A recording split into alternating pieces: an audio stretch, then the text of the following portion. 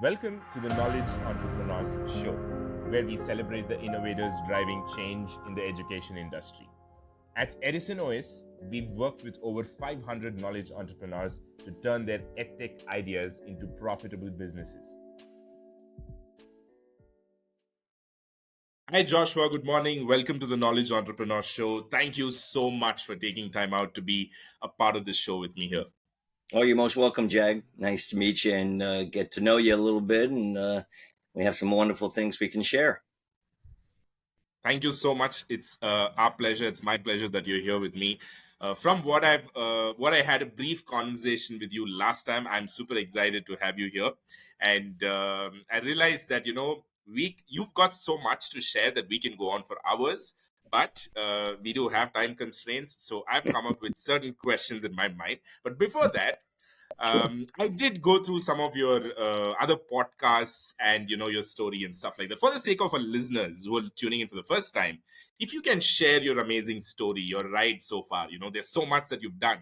So if you can share them all from a context of driving you towards the coaching thing, that'll be wonderful.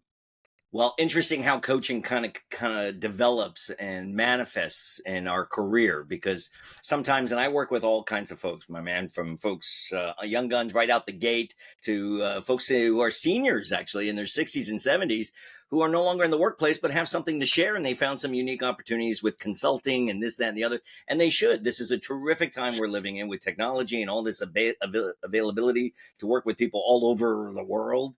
So this is kind of an interesting journey for me. In fact, I often talk about that. What's more important, the journey or the destination? And we don't know where that might lead, right? I think it's the company, quite frankly, of who you keep. And for me, I have 75 coaching sessions a week. I do this one-on-one group classes, all ages, all backgrounds. I'm on 8 time zones. I love this stuff. My mama said, if you love what you do, you'll never work a day in your life. So in regards to my background, I was an actor for years, and that's what I was really interested in as a young person, and my training. And I had gone to Magnet School for Performing Arts, Hollywood High School in Los Angeles, and then the American Academy of Dramatic Arts, an acting college, an esteemed college, acting school specifically in the United States. And then I went to USC, and the famous college in Los Angeles, for theater as well. And it come out, and you're trying to twiddle your thumbs waiting for those acting gigs. And I didn't have the patience for that. I've always been entrepreneurially. I had worked in sales as I came out the gate right off the bat, and always found that was a better way to kind of make a living while I'm still had flexibility and days free for auditions. A lot of actors sometimes think they need to wait tables. And so I shifted that in sales. One of the things I love, and I love working now with a lot of folks who are also coaches, people going into this industry. I don't look at anybody as this notion of competition. We should be working together. There's wonderful synergies and opportunities. I have my little worlds that I work in, and there's often times I come across something that I can't help someone, and I can refer to someone else. And so that dynamic became important, because in sales, I didn't want to make 80 to 100 dials a day, calling people and in this day and age, come on, you're going to only get voicemails anyway. I found myself in opportunities where I could go speak in front of groups and all kinds of opportunities, whether it's what we call chambers of commerce or Rotary clubs, or all kinds of organizations want speakers and need speakers. And earlier in your career, yeah, you do it for free, and it's a great opportunity, and people come up and ask you for your business card. That's effective prospecting, right? That's solid lead generation. When I go speak to 800 people at Embassy Suites here in Downey in Los Angeles, over 500 people came out and said, you got a business card? I want to do what you're doing on stage. So that has more value than even sometimes doing YouTube videos or this or that or the other, where I think there's the inclination today to immediately get into, I got to make videos. I have a new client. I saw him on Instagram, and we were exchanging. He said, oh, you're a public speaking coach. What are your thoughts? Can you give me some feedback? And I said, sure. And we had a Zoom meeting. We were talking. I said, what are you trying to accomplish with your videos? He said, well, I'm practicing. I said, you're practicing, but you're practicing in front of thousands of people. Maybe we can get it right. You work it better, get more confident and developed in what you're bringing out into the marketplace before you do that. So for myself, as kind of, I've had a Shakespeare company for years. As an entrepreneur, I would go find little restaurants and such. What's their week's slowest night? And I would bring my cast, and we would perform and do Shakespeare, just like olden times where they were eating their drumsticks, So there were a myriad of things I was doing along the way that I always appreciated from an entrepreneurial standpoint. and became kind of my passion. And in that journey, we go through all kinds of nonsense. I've had cancer. I've broken 13 bones in my life. I've had 5 knee surgeries. This is a total knee replacement. And none of those things were setbacks. They were more kind of a mere obstacle. You try and figure out, okay, how do I work around that and deal with that? And the same with the pandemic in recent years, where we've all been trying to figure out, what do I fit and what can I do? Now, the journey part, when you asked me about my question, I think one of the most important things is identifying for me was, what was my Ikigai? People say, what is Ikigai? It's this Japanese concept meaning reason for being, which is basically a Venn diagram. And this is very important for coaches to keep in mind as they're cultivating and developing or even thinking about how they're going to make their business. 4 parts. You take something you love to do that you're very good at. Does the world need it? And can you get paid for it? And so that's been a very interesting conversion for myself in regards to my products and service I offered. My girlfriend used to say, honey, one thing, you have so many different options and offerings, because I teach a lot of things, 7 core things: public speaking, sales training, so pitch, present, and persuade. Business English. A lot of my students and clients are from all over the world, have English as a second language. So not just definite articles and plurals and pronouns and prepositions and idioms, but even native speakers struggle with this too, which is finding the distinction of the tools in our toolbox, the metaphors and similes and onomatopoeia and malaprops and alliteration. We use those effectively to get across our ideas. And then I also teach acting and voice classes and stand-up comedy, which is the ultimate in public speaking, and chess and poker. And people go, chess? Poker? I said, yes, because in those games we go, oh my gosh, I didn't see that. And in speech we go, I didn't mean to say that. So those things, which is a series of a variety of concepts seeming that they are not together, are all under the umbrella of communication. And they work for me effectively because, listen, I'm not a grandmaster in chess. I'm good at it, but I'm better at teaching it. And that idea became very important. In fact, I'm trying to hire more trainers who are chess coaches, but most of them, even my friends who are grandmasters, are not very good at teaching kids or seniors. Yeah. So when people are thinking about coaching, they got to think about, what do I know and understand? It's like people making YouTube videos. They're just talking about random stuff. Let's go out there and build the skill set. You don't have to wait until you're 55 to do it. I mean, I've been doing this for many years in various manners, but I've worked for people for years. I was an executive director with a company called Berlitz, which is the oldest language cultural company in the world, 150 years old. I had already had a business before when they recruited me, a training business, working with Korean doctors, preparing residency. So there were facets of that, but I got to look under the hood, and many people should do this, and particularly young guns. They say, I don't want to work for anybody. I want to work for myself. I said, I get you. But look under the hood, work for some folks where you can look under the hood, see how they do it, how you could maybe do it better, and maybe how they do it wrong. And you'll be much more effective and efficient when you go into the workplace. I coach contestants on this show called Shark Tank. You may be familiar with it. And I don't work for the studio. I don't work for ABC. Contestants reach out. They refer me to other people. And I tell them, I don't care if you get on the show. I want to prepare you for real seed round funding, where, guess what? The genesis of your story is important, kind of like what I'm sharing a little bit background now. But also, what are the fundamentals, man? What are the we have to know how serious the financials are and how this is a really good, viable business. So all those things become, because it can't just be dreams. Everybody's got entrepreneurial spirits. I don't know what that means. And one of the focuses that I do in my coaching is not just talk the talk, but walk the walk. So that gives you a little bit of a background. I've got a whole segment of elements of my family dynamic of being a child of a Holocaust survivor, and as my mother hidden in a Catholic orphanage during the war, and a convent rather. Very interesting story, which gives a kind of insight about different folks. My mother came to this country with not a word of English, so I had a certain appreciation for her journey and what that process might be. And as a child of an immigrant, what that means for particularly us here, in the States, how that is kind of an important and essential dynamic. Great. Thank you so much, Josh, for Sure. walking us through that journey. We got 55 It's years to go through, so I'm trying to get it in the nutshell. no, I mean, it's got so many things, but it's also important for us not to, because there are serious things, there are heavy things. But Sure. one thing that I'm going to go back to, Yeah. just to be true to this podcast and the theme that we're going to address, is you spoke about actors waiting at restaurants, as a side hustle. But then, you said you took up sales. I just want to ask a question. Now, waiting I tables is did people both, though, coming. by the way.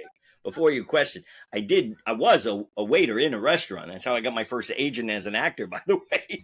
So I Uh, appreciated what that hustle is. right, It's right. just doing what everybody else does. And Yeah, that's yeah, kind of the framework where we'll go is let's not do what everybody else does, right, because right, that's not necessarily going to work for you. right. Yeah, correct. If you can do something better, obviously, right, it makes sense to do that. I mean, it's about putting the time and effort. And if you've got three options, you're going to choose the one with the maximum return on investment, for practical purposes. Yeah. And if you have better skills than waiting at restaurants, then maybe you do that. And sales is, I mean, waiting at tables is also a little bit of sales. It's just that it's inbound. You're not selling it really, because people already come to you. You're just communicating what's there, the products. But in sales, it's a little bit more than that. So my question to you was, while you were acting, did you incorporate some of your acting lessons or your acting concepts into sales? Did you make your sales job a little bit more easier? Did you imagine you were acting or something like that? The reason I'm asking you this is just to see if there's a different perspective for all those people who Yeah, are trying no, to sell something. absolutely. Absolutely, because I think there's an essential dynamism that we use. As an actor, you're performing. Now, I will tell you something interesting. I work with a lot of actors who struggle and stress with we call public speaking. See, people think Right. it's the same. It's not. An actor has a script, what we call a fourth wall. They do when they're told they have to go speak to an audience and it's their ideas and their thoughts and their words, they struggle and stress out about that. So it is not the same. They're not transference of skills, but per Mm. se. But and it's interesting you say that because on LinkedIn, and folks can certainly connect with me on there. I do these audio events maybe once a month. I used to do them every other week, but it gets pretty crazy. And my next one will be about acting in business. Actually, I haven't marketed it yet. I'm wondering what the preposition will be: acting in business, for business, with business. And the idea is one of my acting professors from back in the day. We're still dear friends for over 35 years. We're going to discuss how we use acting concepts, just like what you're talking about, in business and life, because people have to pitch and present their products. And you know what? They got to do it multiple times. And how can it hit the same notes? And sometimes there's pathos in our story. Sometimes there is going to be emotion as you're sharing something, and you want it to be authentic and you want it to be genuine. And then Yeah. sometimes there's humor. You want to make it funny, right? I mean, in comics, man, Jack, they got to make you laugh every three lines. Bop, bop, bop, ha, ha. There's a formula to a very successful set.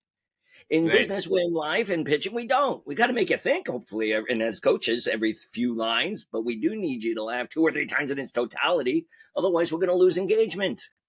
And so it's all everything about this is why I love the games of chess and poker, because it's about decision making, problem solving, and mitigating error and mistake. And as at the end of the game, or it is a game, business is a game. Simon Sinek wrote a book on that called The Infinite Game, very interesting. That Right. there is it's about efficacy, result. One of the biggest challenges people will tell me, Joshua, I will tell you this one word is the through line through all the folks I work with. And now remember, I'm doing this 75 slots a week, one-on-one group classes, teaching all the various things I do 7 days a week. I love this stuff. I get breaks every 5, 6 weeks. I'll take a week off or whatever I need, but I love Yeah. this. And so that's kind of a key dynamic of it. But I'm always trying to be very much aware of what it is and where that energy is, right? And that enthusiasm and the focus of what they're doing. But the one word that comes in mind to everybody almost asks me, I want to be more confident. Right. Confidence is the concern. And this is what most people are looking for when they seek some sort of motivation or even inspiration, which I believe, by the way, is a different concept. They're push pull. Motivation, you have to. Yeah, you're up against the wall. Rent's due. Got to make it happen. Inspiration, that's a great idea. Boom, I can run with it. And I can do it at my leisure. So confidence, there's this idea, and it's been going on for generations, fake it till you make it, act as if. Hmm, hmm, hmm. But I think it's not that simple. I think it's if you could do something, Jack, and you could do it again and again and again, you can replicate that. That is confidence, that's sustainability. I have no idea what we're just starting June. I'm pretty good where I know where my numbers are in regards to my own business. But July, I have no clue. But I'm pretty confident it'll be better than my June. Why? Because my will be better than my May and so forth, and year over year because of my process. And I'm very Right. much about process. In fact, I joke about often in my programs, we talk about SOS, which means not save our souls, right? It means, or save our ships. And remember Leonardo DiCaprio in Titanic, save our ship. No, actually, he was chasing a girl around the boat, but no. And it's not save our sails and it's not save our speech, which are cool. Systemize, optimize, scale. What is your process flow? How can you optimize it and be most efficient? And scale, how can it grow? How can it develop? So you can imagine for our coaches out there or people building a business, scale is an interesting and essential a part of what we're trying to achieve. But you got to Right. feed your soul too, not just your wallet. I mean, I can make a lot more money doing a zillion other kinds of things from scale, but I won't be doing what my core thing is I love to do, which is teach and coach, which are different too. Train, you kind of train to, coach with. That's why groups in private often have a different dynamic of working with people, but groups are big scale. Now I can have 150 people on a class where I'm doing a program, and guess what? Most of them are muted or blacked out. I move them on another screen. I can talk to the lens for 90 minutes. That's a Right. little bit different of an experience when I get to work with one person and we can really break Yes. this down. And Yeah. so if that's the joy that I have, and I actually have that on my P&L, my profit loss, my agent, my agent, my accountant, my lawyers, we joke about this. They say, Joshua, what's this JF factor on your line item on your P&L? I said, oh, that's for me, not for you. I go, what are you talking about? Joy factor.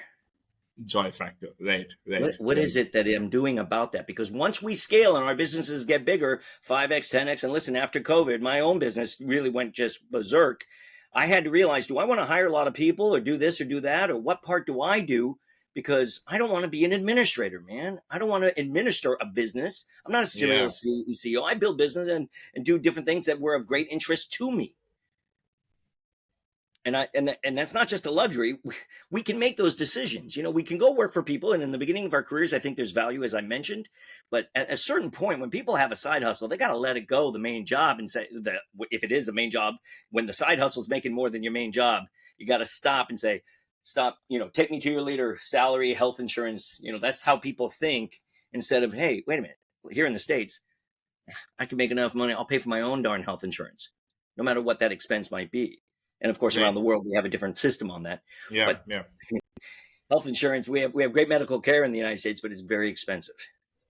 And so when people work for companies because they will provide health insurance, or at least a stipend of it, a majority of it.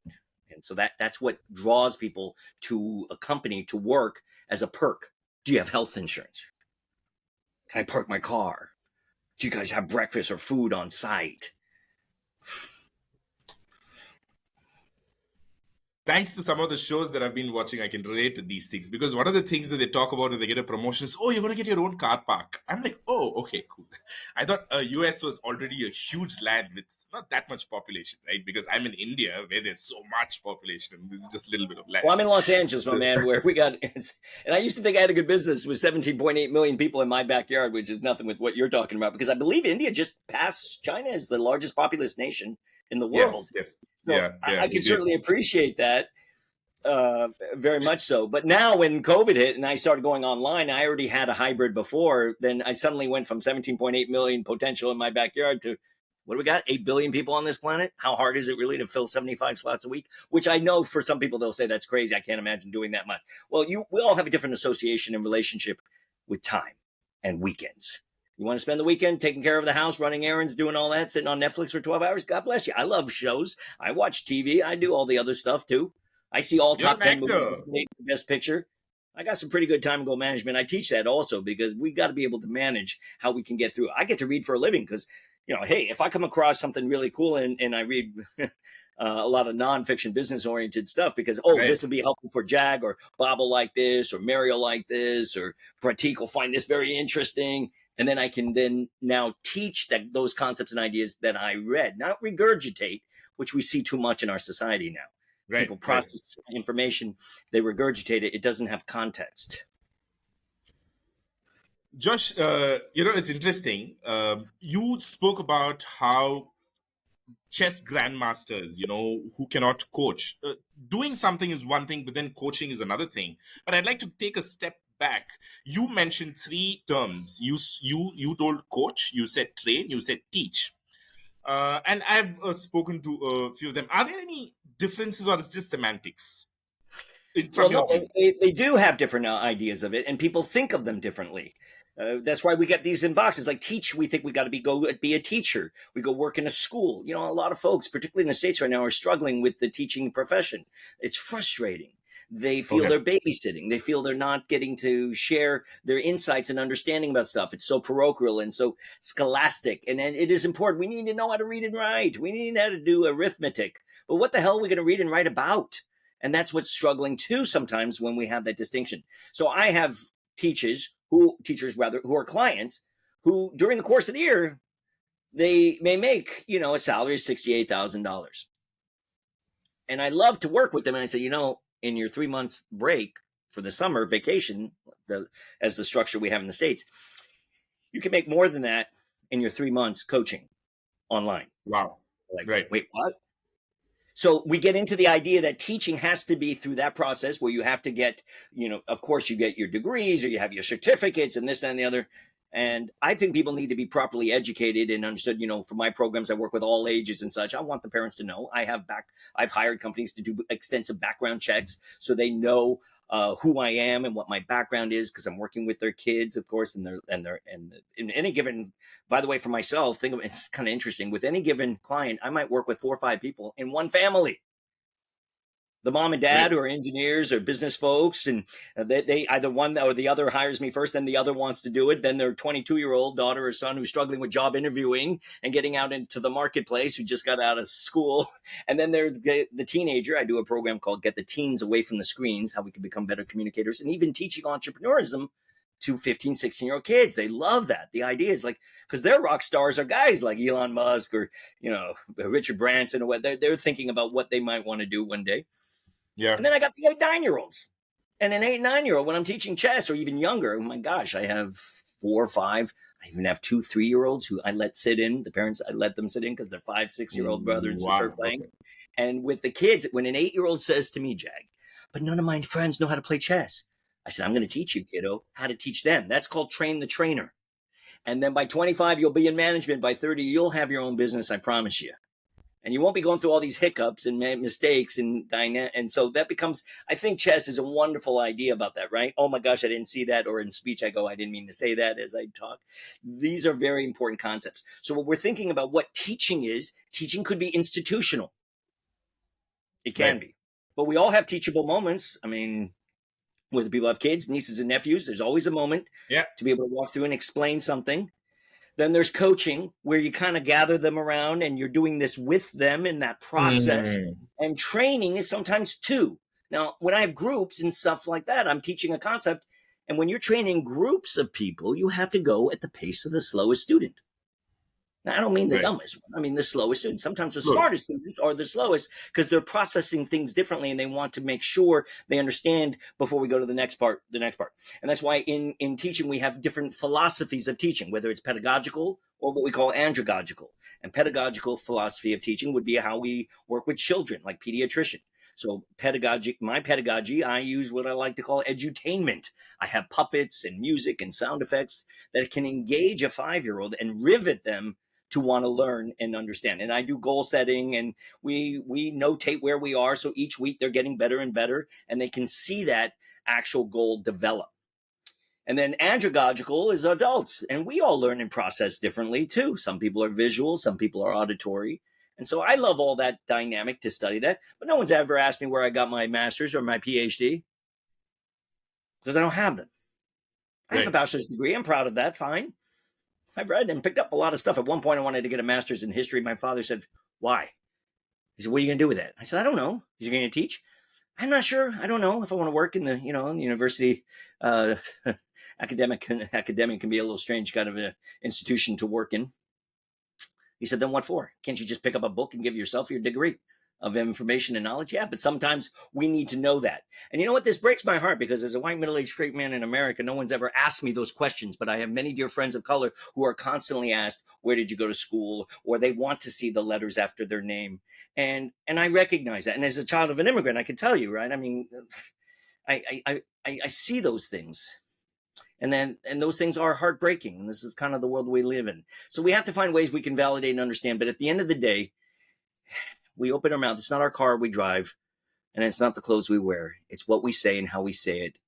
And that kind of compassion, and I think that kind of dignity and integrity as a human being is going to prevail, and people will see those things and appreciate that. So when people are looking for coaches, they're going to want that person who really takes a sincere interest in them. That's why I work with everybody from young guns all the way up to, and the little ones too, to C-suite. I want to work with CEOs, CFOs, and oftentimes they're not the one who finds me, Jag. The CEOs, their assistant will call me and say, our boss is diluting our brand. Can you work with him or her? Well, the CFOs and CTOs in startups these days, the board is saying, look, you know what? You got to be able to speak on a podcast or be on a panel too. Or when people ask you about what's going on with our business, you can't just say, oh, yeah, talk to our CEO. Right? And the best, if you listen, I love the history of business. And so many companies started that way, right? Like a Wozniak, Steve Wozniak found himself a young poppin' Steve Jobs. And there was always a face man or face woman, someone who felt more comfortable being able to deliver and relay what they do. So, yeah, those things are fascinating as we do a deep dive as what we're talking about and what that is. And people have to lay that foundation like a house before they start building the blocks of what they might want to teach or coach. Josh, I'm going to ask a question, what your father asked you, but from a different context. Your father asked you, why do you have to go do your degree, man? Just take some books, learn whatever it is. But then, it makes sense to do a degree from a university or whatever it is, because it's got so many things, right? Networking, you've got a credibility. It fits under the societal norms and stuff like that. Yeah. But interestingly, those are done out of force and no choice.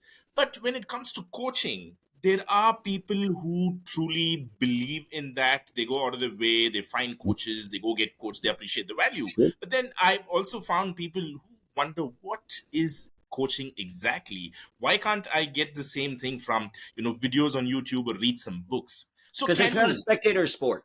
It's not a spectator sport. You can't, I don't want to do a YouTube video, quite frankly, because I don't want you just to watch me talk about public speaking. I want to engage with the folks. My students get up each week. They speak. I sit down. I take detailed notes. I give them feedback. We record the sessions. We cascade each and every week in modules, from getting over anxiety and stressors of speaking to eye contact and gestures and what we do with our hands when we're talking, to nonverbal communication and reading people, to even what's called extemporaneous speaking, no notes. When they say, hey, Jag, come on up here. What do you think about such and such and such?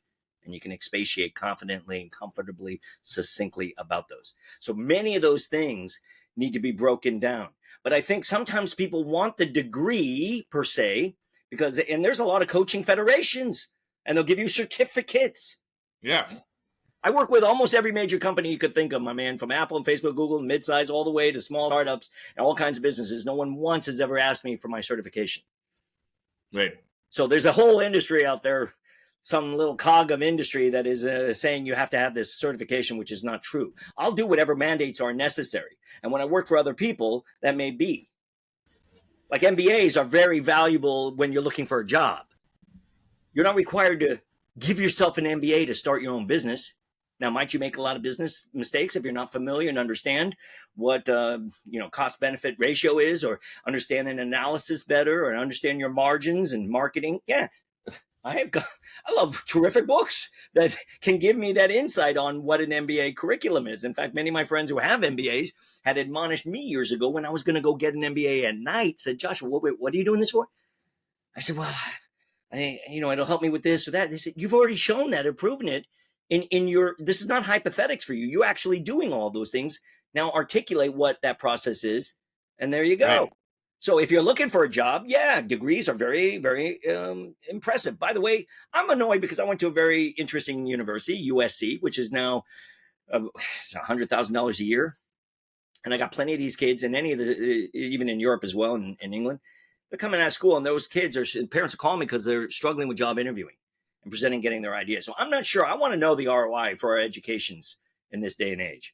This is really getting frustrating because there's a lot of money being spent for gyms and dorms and this and that. And the teachers aren't necessarily getting that, my man. And particularly when we're looking at this is higher education we're talking about.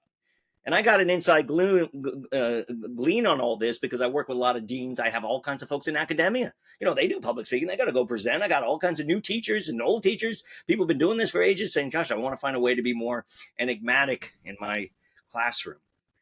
I feel like I'm phoning it in, that expression where I'm just like, I'm not feeling it. And guess what? They don't either. And so they sense it. It becomes nervousness, anxiety. They're worried they're going to lose their job. Well, see, in academia, you don't, right? You have tenure, you have this process. So people give up. In Right. regular work, we don't have that, right? I mean, you do substandard work, you're going to be let go. That's why I always love sales. Sales, it doesn't matter how long you've been doing it or how good you've been in the past. We're going to look at your last month. We're going to look at your quarter. We're going to look, and maybe if you've been around for a long time, they'll give you an extra month or two. But I promise you, sales organizations cannot function if you're not building revenue. And every single employee of every single business and company has a responsibility for revenue build. Now, it may be out there for biz dev. It could be out there, finding better ways to make the company more efficient to save money. So when people are deciding there's a lot of stuff going on here about what they're going to coach, why they would coach it, where's the need, what's the niche. I got a unique niche of working with, I can't hire. It's hard to hire trainers, my man. They got to be public speaking coach, sales trainer, and business English. I would love it if they could teach chess and poker. Finding someone who can do all that stuff is almost impossible. Who can teach it? Because my sales guys and gals stop paying attention after 4th grade, 5th grade grammar and can't break down the English elements that we were talking about, the tools in those toolbox. My English teachers at Berlitz, I had 45 teachers at one point. Many of them were, retired or this, that, and the other, or just seasoned English teachers, but they didn't have business acumen or any sales understanding of that process flow. So that's not helpful. And sometimes you see people who are public speakers, and quite frankly, they can't break down why they're doing what they do. That's why I work with some professional motivational speakers. Said, Joshua, I don't know what I'm doing here, how I'm doing that. I'm getting away with this personality, and personality doesn't sell shit. People say this to me all the time because I build and train sales teams for companies. And the owner, the CEO will say to me, I like him. He's very funny. She's very pretty. He's handsome. I said, none of that stuff sells anything. In fact, people get complacent and reliant on that. Now, I say this humbly, I'm not that smart, man. I'm not that talented, but I'm very diligent, uber diligent, and smart enough to understand and know that if I do this, I'll get that desired result. And particularly when it's effort oriented. But we want to work smarter, not harder, as my grandpa used to say. And we got a lot of folks out there spinning wheels, making all kinds of videos, making all kinds of blogs, not getting any return on any of this time that they're investing in that, and not spending the time cultivating and building their skill sets that they could actually bring to the market that have value. In your culture, you really revere and respect your older folks. In the United States, it's a little bit different. And I'm 55, but I've got a lot of friends in their 50s, 60s, man, even 70s. You can't even think of retiring. And yet they're not, and people aren't really appreciating that wealth of information they got of 30, 40, sometimes 50 years in the marketplace to bring to value. And yes, I could have a 25-year-old realtor who's crushing it because he does Instagram or this, that, and the other ways. And my 75-year-old sales guy, a real estate guy who's just hasn't been doing that kind of stuff is struggling now. But we got to find a marriage of those things because things change. And now, man, right now, exponentially, tech is changing the game in so many ways. And we have to be on tune. This is extraordinary that you and I could work with each other like this. And we work off the world from each other. About the ROI on education, it's also one of the most spoken about topics here as well, because the inflation and everything has, gone up so much. The fee that the students pay for an MBA has increased so much, but then the starting package for freshers hasn't changed in 15 years. And it's the same. And nobody knows what's happening. But anyway, just to agree with you. But I'd like to come back on this point, Joshua. You said, you don't have any certification on coaching, or nobody has asked you and stuff like that, right? And there are so many other coaches, who've got a ton of certificates and stuff like that. My question to you is this: how did you manage to break that that convention? How did you build up your credibility without any certificate? What I spoke on the subject matters that I learned about. Now, the notion of certification, how does one become validated that they can prove to others they know and understand a subject topic? Right. Okay. Well, I can read some amazing books on that, right? Yeah. I can process it, and I can, I have a young man that I'm working with. He said, I wish I could read more. I don't read. I listen to podcasts. That's how I glean information. He said, I get to hear life stories. I get all that. I said, yeah, but it's got a filter of a different process. When people put pen to paper, they write things down. They're very different. And by the way, biographies are a little weird too, because sometimes they're written by other people. They don't know the ins and outs. I go way old school, brother. There's a great book called The Autobiography of Benjamin Franklin. And this was written over a couple hundred years ago. He's like a modern day, self-help guy. He had all kinds of specific practical things that we could do that can help us. And that was way, come on, man. There was nothing going on. But Benjamin Franklin was a kind of a techie guy of his own right? He invented bifocals and all kinds of stuff. And he's just an extraordinary guy in our own country, in the United States. But as an inventor, all over the world as well. And as a world too, a lot of Indians appreciate his innovations and things that he did. So there's great value I can read and glean from all of those books in different subject matter, and be able to comment and talk about it, and then have practical takeaway that then you're not asking what I did. It's not a mirage. It's not some sort of magic like I didn't want to. I got my degree that I needed to probably suffice more my parents at the time. And many of us have that kind of concept and ideas. In Jewish culture, your parents are going to say, you're going to be a doctor, a lawyer, or an engineer. Choose. It's funny, my Indian friends, they say, Joshua, it's very similar in our culture, but in our case, they say, you're going to be an engineer, a doctor, or you could be an engineer. Choose. And I love that, because the ambition is so strong. But ambition so much, and this is sometimes a generation gap, is driven by monetary gain. Right. What does that job provide for you monetarily that can provide for you, your family, this, that, and the other, or whatever other structures and circumstance we put ourselves into? And in the States, there's a lot of folks out there trying to keep up with their neighbors, what car they're driving. They make more money, but they always feel like they're struggling, because every time they make a bigger salary, then suddenly the house has to get bigger and everything else has to get bigger. Yeah. And they lose their priorities and whatever that value system is that was initially instilled, that probably had good merit.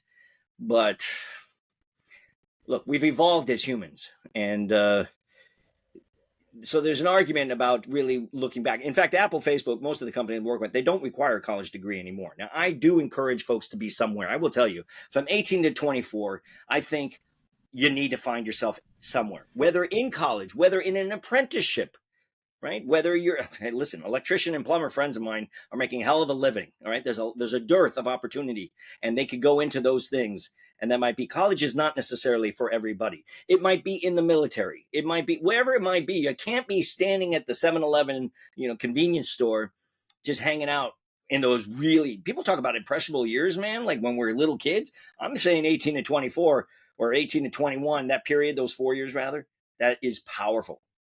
So coaching, look, a lot of people get coaches. People think of trainers. You know what they think of? Exercise, working out.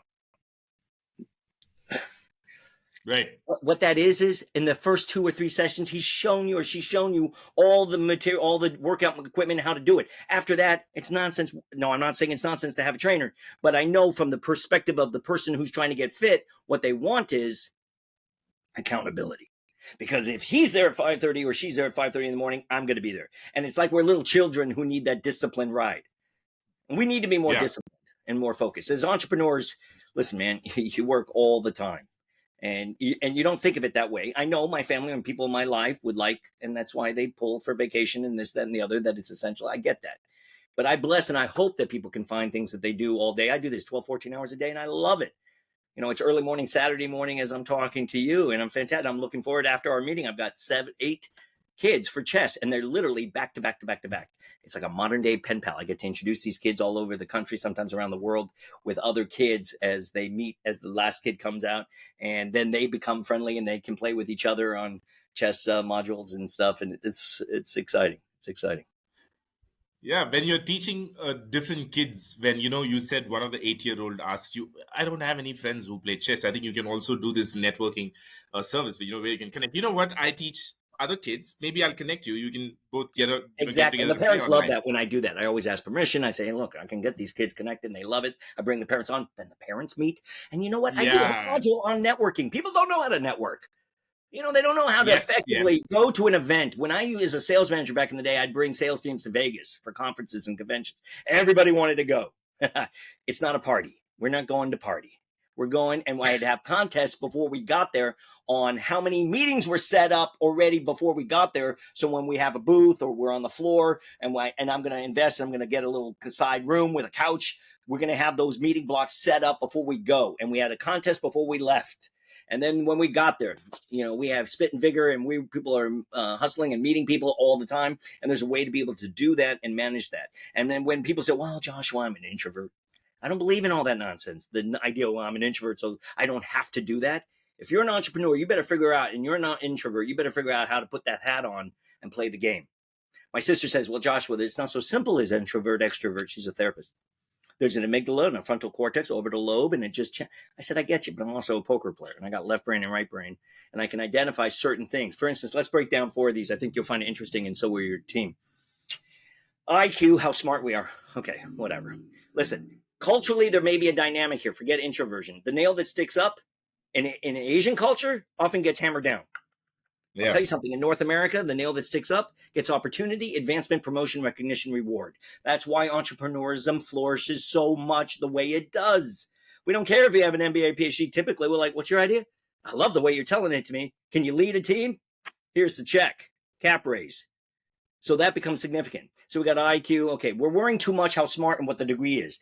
EQ is emotional quotient, empathy, compassion. Companies are struggling with this, trying to find ways to be compassionate to folks, and it is a challenge when they do that.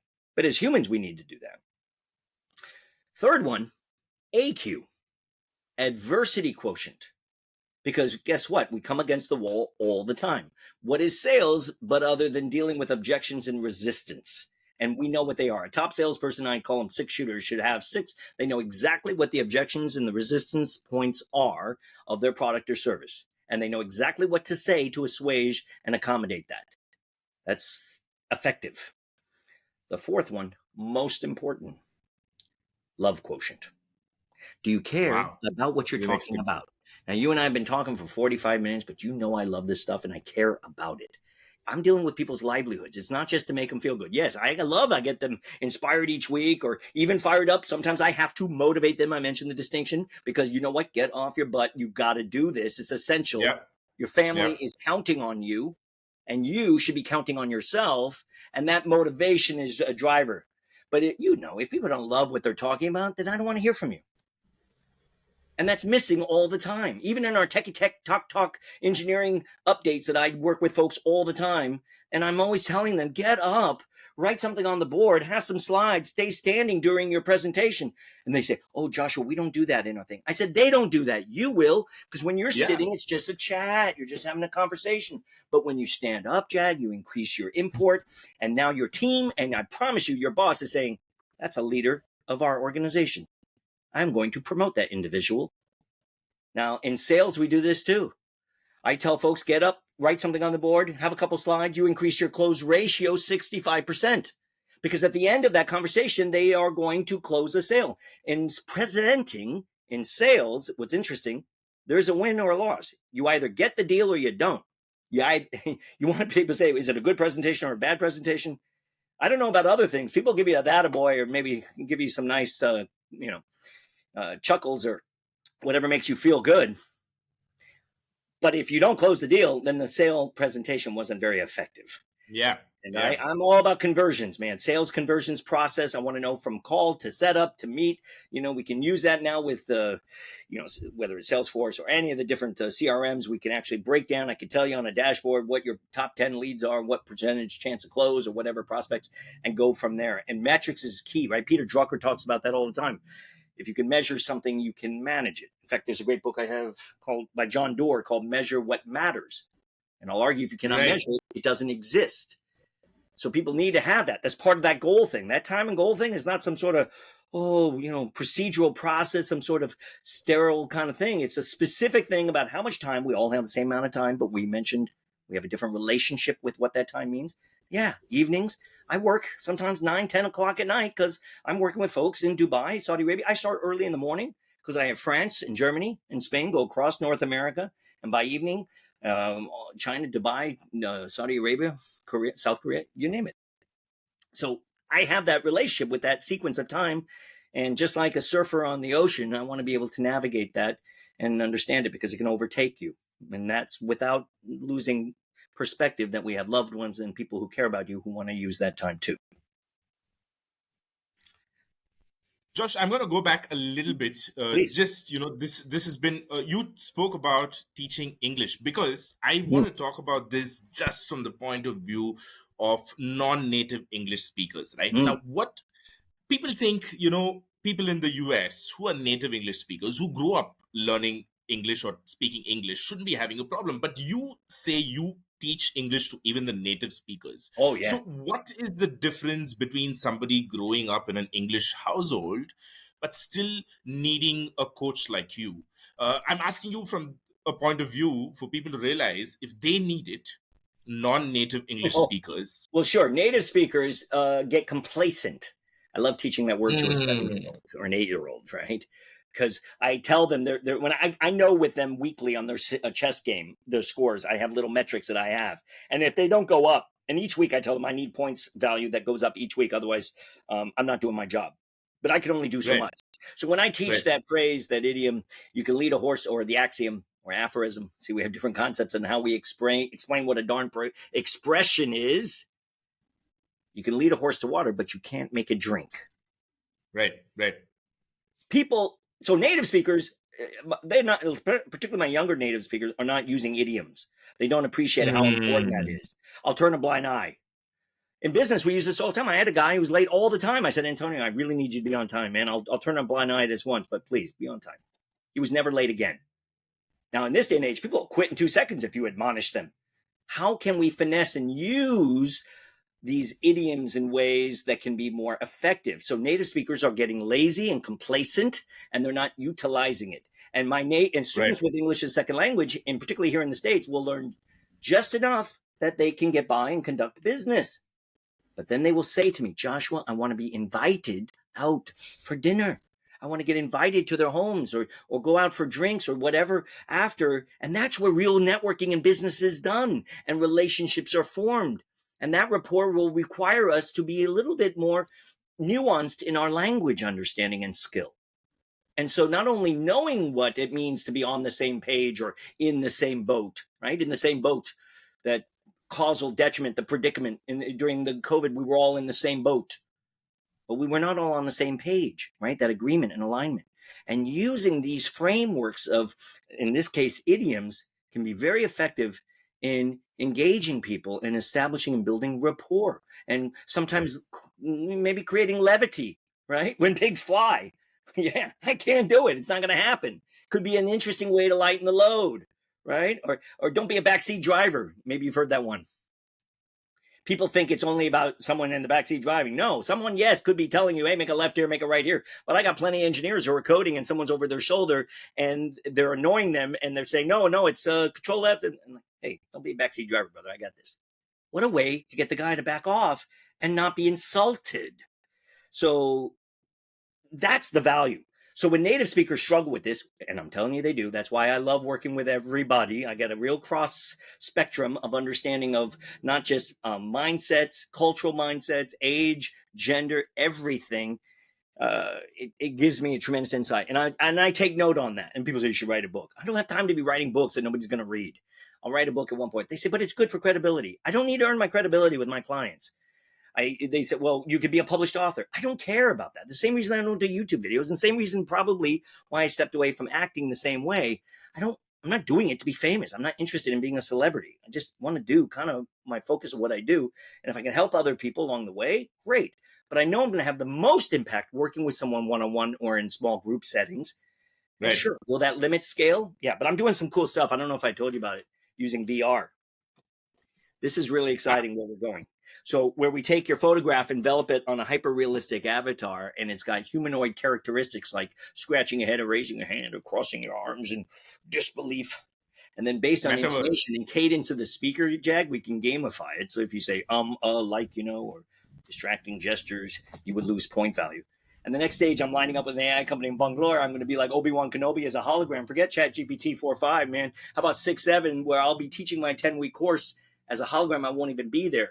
But I've been notating after thousands of clients and all this, People respond the same way. Everybody always likes to say, I have something different. I have a different request for you, coach. I really struggle with public speaking. I'm just not good at it.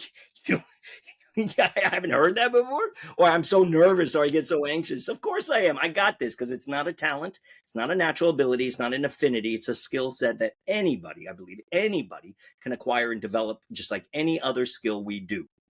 And if we want to be a player in the marketplace in whatever case, capacity, and particularly as an entrepreneur, where you got to have a little bit of a little drive, you're going to need to pick up some skills, especially if you're going to teach them. Talking about gamification, before I move on to my next question, last guest of mine was the entire podcast was about how he gamifies his workshops. And the moment you said gamify, I could before that workshop, a lot of gamified words have been used, but I've never gotten around that, what is it? But last podcast was amazing. And now I'm so much more excited when you say that you're going to add so much gamification, but you know what? That really changes the game, that really puts the student first. Yes. And I don't want to simplify it though. Sometimes we think gamifying is because we have to make it interesting for this, people are sophisticated. If you can make it interesting, you can get into the weeds and stuff with things. We don't have to make everything. You're only bringing them into it so much more, especially given that it's not making it a toy about that, but it is the element saying, hey, you know what? We're all driven by in sales, I gamified my sales process because you know what? We had a sales leader board. Everybody's name was on there, not just leaders. Right. It was a sales board, we should call it, because if you were last, you saw yourself on there month to month to month, and it would not feel good. And first, as you know, a couple months will go by, you're gone, you've been erased, and you don't longer work there. Right. But when I was the top dog on that leaderboard, and I knew I had to stay there and maintain it, that was something exciting. And I'm competitive, and I love that. Whether it's martial arts or jujitsu or any of the things I've done over the years, fencing, I love that. And I'm not the biggest, tallest guy, so I had to find where are there areas that I can be of better value with my body type. I love rock climbing. I love fencing. I was so agile and smaller, right? Jiu-jitsu was different than other martial arts that I did, like Taekwondo or Hapkido or Karate, because in Jiu-jitsu, you're yielding the other person's weight against themselves, which had almost like a chess kind of dynamic to it, which I loved. The best Jiu-jitsu, quite frankly, is verbal Jiu-jitsu, right? Most people have no business ever being in a real life fight in their life. I don't understand. Some guy told me, oh, but Joshua, what if I'm with my family and it's 3 a.m, I'm in an alley and I get accosted and blah, blah, blah. I said, first, let's talk about why you're in an alley at 3 a.m. with your family. And then we can discuss about whether you feel you need to defend yourself. Sometimes it's just imagination, non-existent imagination. Oh, yeah. Sometimes What was it? Fear, false evidence appearing real. It's a great speaker, Les Brown, who talked about it. I don't think he made that up, but it's a great acronym. False evidence appearing real. In Spanish, my girlfriend's from Mexico. She says, honey, we call those cockroaches. They get in our head and tell us what we can do and what we cannot do. Even what was it? Confucius had said, if a gentleman tells you you can and a gentleman tells you you can't, they're both right. Right. Josh, I can only imagine how your teaching sessions are, just from this. I'm sure you're standing while you're teaching, and I'm sure this is the same setup you have. Now, I'm sure people already got a cue from that. How can people teach like you? Can you give a couple of actionable Well, you know what? It's funny that you say I'm standing, but I am not just standing. I'm standing on something, and not just a floor, and not just a mat. We have these great cushy mats you could stand on, but I'm standing on what's called a balance board. And that balance board, I have to be careful because typically when I'm doing keynotes or speaking, I do a lot of online stuff. I turn it upside down because I don't want to be moving. But now I've got to get down where I can move with my gestures in a way that it's not distracting. And I try and keep stable. Guess what I'm doing? Metabolism is scrolling. It's great for my knees. I told you I have a total knee replacement here. I've got oxygen and blood flowing to the brain. So it will help me in not forgetting what I'm talking about and those kinds of things. It's of great value. But there's another element, and I do this at 55. People are curious how I do this all day, every day. And I teach this in a whole program, but I call it HENZ Plus. I made it up plus because I ran out of acronyms and letters. Hydration. We need to be drinking more water. Right. That's Right. our fuel. That's what we drink when we wake up in the morning. 6 ounces every morning. It's the first thing you should be doing. Get that blood flow going to your brain. It wakes you up. The synapses, everything's going, and you're rocking. And it's not this. It's not the cold shower that wakes you up. It's not even the stretching. It's that water. That's the first nourishment you need. Wow. The Okay. second is exercise. You got to find something you love to do. I mentioned VR. I love VR. I do boxing in VR. It's a great workout. You're talking about 30 minutes. You're burning about 400 calories. It's extraordinary. Mm. I do all kinds of fun stuff in VR. I even race cars. I have a whole race car setup with pedals and wheels and stuff. I love cars, but I can't go out there and drive all these crazy cars, expensive cars. And here I could drive every single car ever made and go in there and change the ballast and the pistons and the speed and the horsepower. I love it. I can do a deep dive in that stuff.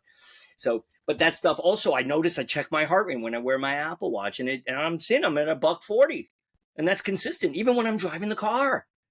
So that's crazy, and I'm not even really moving. I mean, I guess I'm moving because there's force feedback and stuff, but the boxing definitely. But you got to find something where your heart rate is raised at least 20 minutes a day. I'm not training for any marathons, but when I get a break, you can imagine in my line of work, I have cancellations. If a client cancels and I have a unique policy, I don't have a 24-hour or 48-hour cancellation policy. By the way, this is important for coaches to know. A lot of them do, and they lose out on great opportunities because busy people won't hire you. They will call you at the last minute and say, Josh, I got to pop into a meeting.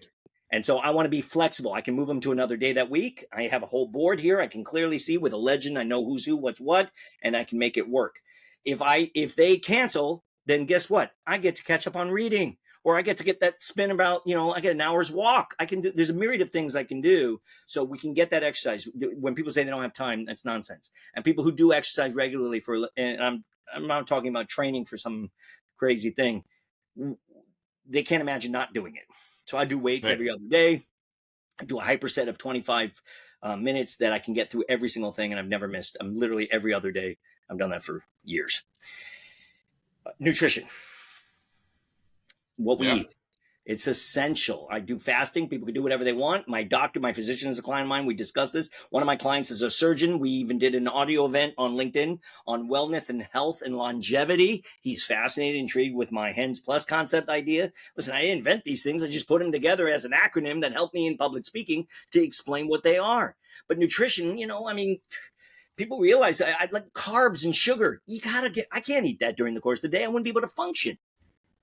People never see me yawn. I have the same energy at 4 or 5:30 in the morning that I do at 9 or 10 at night. So that's key. So the foods are very key in regards to what we eat. And I go through a whole dynamic of that. I even make a smoothie that I send to my clients. And I said, this is what I make, which is my little Limitless pill. I don't know if you ever saw that movie Limitless with Bradley Cooper. Yeah, I have. Yeah. So that's my kind of thing. And then sleep. We got to get better sleep. It's got to be paramount in our lives. For me, 7 hours and 26 minutes. There's a great book called, let me see if I have it. Yes. Why We Sleep. I shouldn't be selling it. I'm not selling his book. Matthew Walker. Wow. But it's really good about the idea of understanding better about sleep and its value. And Apple Watches or whatever, any of your watches now, you could track. I did it for about 8 months, and I got 724, 728, and it can go in on my phone. I could see the core deep REM stages, and I can analyze and understand my sleep. And for me, the 8 hours was written in a report in the 1940s. Not everybody needs 8 hours. Children do need 9, 10 hours for sure. Yeah. Even Schwarzenegger jokes about how he used to get 9 hours sleep as in his early 20s. He knew he still in late teens. He still needed that. Of course, we do. We can't make up those deficits necessarily. But 7 hours, 26 is exact for me. If I get under 7 hours, brother, I can't function. The next day, I feel it. I'm just, so we need to know and regulate our bodies and understand what's working. If I could do this all day, every day for years, and I hope to sustain this, because even at 85, brother, I'm going to be doing this. Because I've gone through cancer where I did my chemo on Friday and was back to work on Monday. If I don't mind, it doesn't matter. If it doesn't matter, I don't mind. And I had my next treatment about another week and a half. I knew exactly what it was. It takes 2 days or 3 days for me to kind of come back from it so I can get back. But people can focus on those things, on how they can get better rest so the body can stop. But there's another kind of rest, and that's my plus. And my plus is a gift. We call it meditation. I don't have time for the 20 minutes or even the hour long. And thank you to your culture that's actually introduced it. It's become so extraordinary in the United States. Now today, people know that meditation is powerful. I have a 5-minute one that was done from a study from UCLA that I think is fantastic. I have an ottoman I sit on every day at 3:45 in the afternoon. No coffee after 2. I only have 1 cup earlier in the day, which is because I enjoy the flavor and the aroma. And also, I try to Right. quit myself, and it's hard. You get those headaches, and I can't deal with a week and a half of headaches. I just can't. So 1 cup's not going to kill me. But then I sit at 3:45 on that chair, and I do that 5-minute. You unplug. I can slow down, and I can process. Just like when our tech or anything doesn't work, what are the first thing the IT guy or gal says is unplug. Wait 30 seconds, plug it back. So we need that too. HENZ Plus. People implement this stuff immediately into their life and lifestyle. They're going to notice amazing gains in their productivity and their focus immediately. And let alone in 2 weeks, look, there's something called the what is it? The 90-30, what is it? 30 days to make a change in a habit, 3 weeks, the 21-90 rule. It's 3 weeks to change a habit. Or good or bad, 90 days to change your lifestyle. Right. Where you don't even know any different. Like I don't have that Friday, oh my God, it's Friday weekend. I don't have that sensation. I don't have that euphoria. I also don't have that stress on Sunday night. Oh no, it's Monday. Right? Every day should be a glorious day. And the construct of time that we have created back in the day is a human thing. Same with currency. We have all kinds of ideas and constructs that animals don't do. I have a little Yorkie. We got a new Yorkie, a little puppy about 4 years old, 4 months old. And that thing is so cute. And what I love about that is she's introduced chaos into our lives. And it's fascinating, right? Because she's going to go on her timetable. She doesn't know anything about that stuff. She doesn't care about any of that stuff, whether when she has to take a pee or when she wants to go for a walk or when she wants to, jump all over my face. So I think it's embracing a lot of those things, and same with challenge and difficulties that we may encounter. And I face some myself, and a lot of folks have gone through extraordinary difficulties, and they have difficult circumstances, and there's family dynamics, and there's working at a job. Yeah, listen, brother, I got folks who work in some major companies that we all love and get a kick out of, and people would die to work for them. But I'm going to tell you, those folks are not all that happy at those jobs. And they're like, there's 1,000 people, Joshua, who want my position. But, if I leave, now I'm stuck. And it's kind of like I provide for my family. You're not going to, I got a lot of people, we call them tweeps, who just recently got laid off from Twitter. And all kinds of folks during the writers' group. We have a strike right now. There are a lot of people who had amazing salaries. Guess what? They're not getting those salaries again, Jag. And so they're going to either have to figure out what their next step is, meaning go and explore and actually draft out their Ikigai, and not just take the next job, because startups may be clamoring for you, but they're not going to pay you with that. Yeah. They're going to promise you everything under the sun. And we know 8 of 10 of these startups fail. Great. HENZ Plus it is. Hydration, exercise, nutrition, sleep, and the plus is for meditation. That too, you just do it for 5 minutes. But I mean, your energy is like amazing. So that's the reason I just wanted to check. So because, it's easier to teach in person in a classroom where there are people around, but when it's online, it's so difficult, which takes me to the next question. You teach adults as well as kids, right? Now, what's that? Is there any fundamental shift in the mind that you do when you do it, or you're just being yourself, and then I like to think that I don't just teach kids and adults. I like to think that I'm coaching and working with humans. And everybody has a different capacity and a different level of consciousness and process and understanding. I have a gentleman, one of my chess students, I thought he was in his 70s. He's actually going to be 90 next week. And it's extraordinary working with him, because he was very successful in business for so many years. And as we talk about, we have amazing conversation as we play and learn the game of chess. And he's not interested in competing or anything. He just says, Joshua, most of the people in my world have dementia and Alzheimer's, and I want to stave that off. And so I can appreciate that. May I ask which world? Which country? I'm sorry, here in the States. He's in the United States. Oh, okay. Right. Oh, okay. Yeah, but I've got 7 students that are women, chess students, who are in their 70s. They don't know each other. Get this. They're all in their 70s. They all were doctors in their previous career, and they're all Indian. and they all wanted to play chess. And most of them, they told me when they were kids, they didn't get a chance to. Their brothers got to play, but they didn't play, and they never learned. They always wanted to, or they did play as a kid, and they all know the value that in our 70s. My mother's 86, and she plays chess. We play all the time, online. We use chess.com. I use a separate device, and we can move the pieces. I'm so excited. I'm going to go see her next month and visit with her, and she's in Dallas, and I'm going to sit down. We have a beautiful chessboard, and we sit and we'll play for hours. And I think it's just one of those best things we can do cognitively as well to stay sharp. Yeah. So, but one of the things with kids, and particularly online, when we're talking about kids and adults, I mentioned, you may notice something as we've been talking during this period, besides the fact that I'm standing, I'm looking right at you. Yeah. Yeah. I'm not looking at other parts of the screen. You're a handsome guy. I can see you. I have peripheral vision. Thank you. I know when you're laughing, Right when you're understanding. If you're looking at me like, what do you say? Maybe I'm going to go back and say, did I misquote something? Was that inaccurate? My statistic, what have you? But also, I have a fancy setup with 4 monitors. If I was looking at you like this the whole time, this would be a little bit frustrating. And I'm sure you would say, Joshua, this is good stuff. Let's talk. Let's see each other. So that engagement has been interesting. So when parents tell me my kid's all zoomed out, I said, give me 20 minutes. Watch. And I get excited about that. That's the confidence because I've done it a zillion times. I know how to get to a kid. For instance, as an example, I have a little friend. This is how I'll start. Well, hello. Right. Hi, Jack. How you doing? My name is Julius. I'm going to teach you today the London system. Only 10 moves. Great for getting into our opening and middle game. Let's get started. Hold on. Where is it? Let me. Oh. All right. So imagine a 5-year-old. That's how they meet me. When the mom first sets the child in front of the thing, that's what they see. And then I come on and we're engaged and talking. As the Tom Cruise movie, what was it? Jerry Maguire, you had me at hello. And I teach that in speech too, because we have hooks. We have ways how we grab folks. People are wasting their opening speeches and presentations. Hey, everybody, how you all doing? I hope you're all well. I'm so glad you're here. What is all this nonsense? Or even worse, they'll say, hi, my name is Bob. Today, I'm going to talk about, is this working? I'm not very good at public speaking. Really? Right. Bob, I know who you are. You were literally just introduced. I know what you're going to talk about. Stop saying and oh so much and stop banging on that mic. That IT guy or gal gave you a perfectly good microphone. And please don't tell me you're not good at this because now I don't know if I want to listen to you.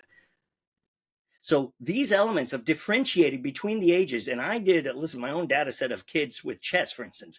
I know how a 6-year-old plays, how a 9-year-old plays. I see the mistakes in how my teenagers play. So when an 8-year-old says to me, I can't, because I won't let them win. I will not let them win. But what I do is if they're 9 or 10, I said, I'm going to play as a 7-year-old. I want you to notice and see the areas that I make mistake and where you can play better. And what often they intend to do is play badly because they think a 7-year-old is bad. Are you kidding? I got a 5-year-old who can crush any adult. I'm convinced. Plenty of kids are those kids. Most kids, their minds are so facile. They're extraordinary to really watch. So it builds on that. And so I get really excited to watch that process. And I got teenagers who are 15, 16 who are no longer in chess tournaments and don't want to play in chess clubs in high school because it's not cool anymore. But they still want to keep sessions with me. They've been working with me for years. They don't want to lose the game. And I don't want them to lose the passion and joy for it. It's a wonderful, wonderful game. And it's just I use it as a modality. It's a utility for other things that we can do and how we can think, not just about playing the game. You're not going to most people are not going to become professional chess players. In fact, some of the kids are worrying too much about what their ELO rating is and trying to see if they can get a Twitch channel. And I'm like, really? Right. Oh, man. People ask me my ELO rating. I said, do you want to know my FICO score too? What we use for. I said, well, is it going to make a difference to you? If I can guarantee you that I'm going to make you 3 times better of a chess player in about 4 or 5 sessions, is it going to make a difference to you what my ELO rating is? I'll tell you, but I don't think you care. I don't think you know what that means anyway. Right. So it's the same thing when we go back to what the degree or what thing. I know. Yes. I know a lot of folks with MBAs. MBAs. Back to that. Yeah. There's a guy who has an MBA from Harvard, a medical degree, a law degree. He's got all these degrees, and he's struggling because now he can't seem to put it into process. He knows what to say. He does not know how to say it. So whatever reason, our system is failing. Now they have public speaking is a required course in colleges in the United States. But guess what? They're great students for me because they're calling me all the time, say, Josh, I'm taking this class, or the parents are saying, my kid's struggling and there's 90 people in the class. He's nervous. He can't do it. Can he take your class? I said, wait a minute. You want him to take my course while he's taking his course in school? Sure.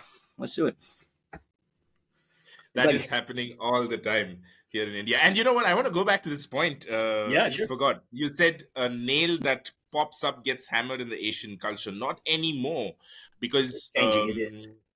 it is. It Well, is. you know In what? fact, The Asian culture is obviously very vast, and Indian culture is a little bit very different than my Chinese and Korean clientele. And I will tell yes, you, in that case, oftentimes, though, that nail that sticks up does get hammered down. Indian culture has changed tremendously. yeah, Entrepreneurism has changed tremendously. And I'm not talking yes, about just influence like Western influence or this or that or whatever. The world has gotten smaller. People see everybody. They're like, I want to be able to do that. I'm going to approach my business this way. People start to yes, recognize I better put on that hat. They just don't know how to necessarily do it or what they're going to be yeah. able to say better. But tell me about that. I'm interested from your vantage point how you feel it's changing, particularly within your culture. So the way people perceive things, first of all, the mindset is changing. It all starts at a home, right? Say for example, there are so many businesses that have come on the back of the way relationships work. For example, how it was before and how it is coming to change in the last decade or so. Sure. And I think one major factor is also, as you said, the world is becoming small because we have access to all the information, and there is so much that we get from the US. For example, the way businesses are run, there are like casual reels where they simply talk about what is the marketing strategy behind this business, behind that business, and stuff like that.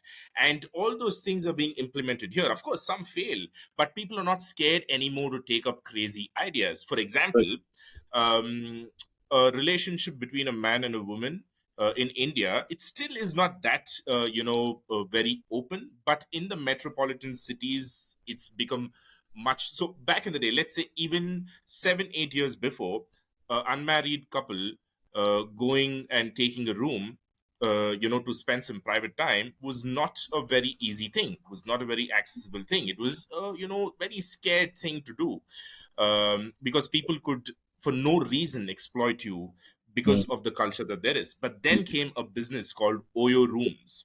Now Oyo Rooms was marketed purely based on this. They said, we are not going to ask or give you any Judgment. hassles. Yes, you come, give the basic required documents that you need to be adults, and you give your ID proofs. You're free to have clean rooms. This for start, is a change, and I'm sure it's come from the West, because there are so many things that we're exposed to from entertainment, and the TV shows that we watch, the movies that we watch, Sure. and things are changing like that. So there has been a lot of positive influences as well. Obviously there will be people who will be referring to all the negative stuff, but I only look at the positive things. So that's my view of No, things, I right? appreciate that. And then we have generational views, which we've always talked about generation gaps. As far back as I can remember, we always had that dynamic. Now we've got more, though, to consider, whether it's Gen Z or millennials or I'm Gen X, right? Then I got my the baby Yeah, boomers we always revere, but quite frankly, my generation looks at baby boomers differently, particularly here in the States, because they were all hippies in the 60s. And then by the right, right. 80s, they were greedy and they were like, I want that money. I want to go get that. Remember Wall Street with Michael Douglas? Greed is good, for lack of a better word, right? Yeah, Well, listen, yeah, all yeah. those folks were hippies back in the 60s, many of them, not all. Yes, But yes. and then the generation before that, we call now in the United States, we call that generation the greatest generation because they lived through austerity. They lived through the depression. Right. They did not have a lot. And then they also fought in a war, a world war, where there was a definitive, clear evil, good and bad. It was so defined. And so we give them tremendous reverence. They weren't called the greatest generation back in the day. We reference that now. And Yeah, many of them now have passed. So it's kind of a difficult, it's more of a memorable thing. But now we're all, many of the generations, as they learn and adopt and use technology the way they do, they don't know any different. And so when, yes, kids are texting each other, yes, the ability, AI is fascinating. I did a whole thing on ChatGPT on one of my audio events, and it was a huge audience on that. People are intrigued with these things. People worried Right. about what does that mean? Well, if you cheat on chat using that, you get an A, whatever. If you get a degree, whatever. But if you can't tell me what you do and how you do it and why, then it's not going to matter. So even if you use Yeah. the ChatGPT, and I believe there's real value to lean into it with the queries and prompts and be better at that. Yeah, a lot of coders are going to be losing jobs, and people who can actually inquiry and write those. It's the same thing. I've been doing this with engineers and sales engineers for years. My engineers get frustrated. They say, Joshua, I want to be a sales engineer. Those guys make more money and gals than I do, and they don't even know what they're talking about. Yeah. Like there's a resentment. And I'm like, well, let's pick up your game because you know what you need to say. Now you can hone in, focus better on what you said. So we can use AI to help us in better organizing and structuring ideas and thoughts, even content. If you and I were discussing something mathematical, if I pulled up my calculator to get the equation, you would not have a problem with me. You wouldn't have a problem if I said, hold on, let me grab a dictionary and look it up. You wouldn't have a problem if I Googled something or Exactly. pulled off a Yeah. book. Oh my gosh.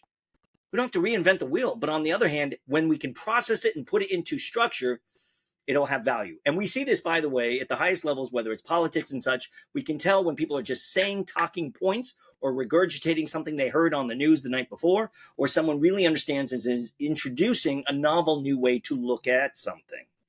Yeah. And I appreciate that. And I want children. So when you asked about the difference, I want children to appreciate, and they know working with me, that I care what their feelings, opinions, and thoughts are. And I'm not judging it. And I Right. know what their mindset is and how they're looking at it from that framework of what they know so far in this world. Then we got Right. folks in other ages and stages of life who should know better. And there's no excuse anymore. And I don't see why or how we could possibly live in a world of intolerance and prejudice and hate. How can that be possible in a world where we have access to know you can't go travel? Get on VR. You could go all over the world. You Yeah. know, you want to go watch YouTube travel logs. There's a zillion people who are following it all over. Maybe get inspired, and one day you'll travel. The best thing I ever did in my life was 22 years old. I made some money acting, doing commercials and voiceover. My mom said, "What are you going to do with your money?" I said, "I'm going to buy a Porsche." She said, "No, go see the world, become a man." So I traveled for 6 months by myself from Greece to Sweden, everywhere in between. My father says, "Jag," he says, "call me every Sunday. I want to know you're alive." My mother said, "Shah, if he dies, they'll call me." It's before Facebook. But in those travels, I was able to find all the locations where my mother lived as a child, where the train station was, where they lived in Dusseldorf, where the convent was. She was hidden in Rixensart, Belgium, and where they then lived in Brussels before they came to the United States of America with not one word of English. And so Wow. that dynamic is powerful. Yeah. Appreciate. We Yeah. all have a story, and I would hope people don't make presumption about anyone about those things. You know, my sweetheart Ava, she says, "Honey, you're a white middle-aged straight man in America. The world doesn't look at you the same way as they do me." I said, "I know that, darling. I appreciate that." And then sometimes I'll meet folks and they'll say, "Oh, Joshua Schulman, you Jewish?" And for half a second there, Jag, I got to go, "Is that okay? We good?" So Right. there's a humanity that the whole world is having now, and I think we all need more friends who are outside our sphere of influence, our affinity Yeah. group. In fact, that's what I love teaching folks here in Los Angeles. People, if they have only work with, let's say, my Chinese realtors, only work within that sphere of influence, they will be gone in 6 months. You cannot conduct a sustainable business. You've got to be able to go work with Yes. everybody. Yeah. So Yeah. these are concepts and ideas. And now I mean everybody, not everybody in my backyard in Southern California. I mean all over the world.